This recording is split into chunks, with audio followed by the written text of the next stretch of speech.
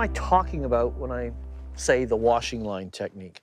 Well, it's a technique from England, and it involves a 2-fly setup, okay?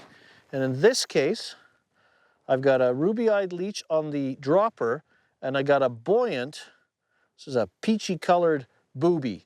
Clearly nothing in a lake looks like this. This fly has foam eyeballs, it has lots of attraction, it wobbles and shakes, and it triggers an aggressive response. But the other benefit it has is this buoyant fly helps keep this fly suspended as though it was on a washing line. So I've got that blended perfectly with my line choice today being a clear intermediate Stillwater line.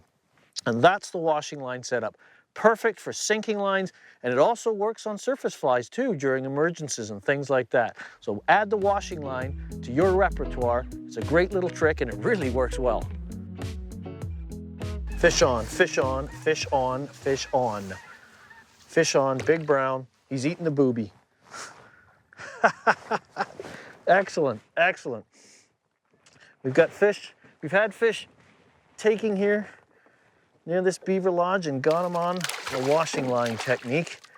And these beaver lodges are just prime structure here on Carrick. We're just east of Russell Inn, an hour away from to the east of Russell Inn. You've got Carrick, Patterson, Corstorphine, Pybus.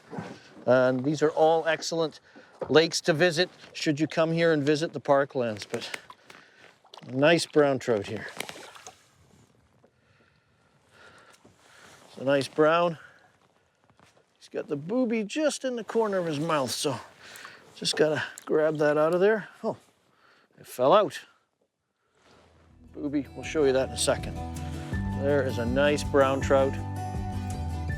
Nice average, maybe a little smaller than average in some of the lakes, but gorgeous specimen nonetheless.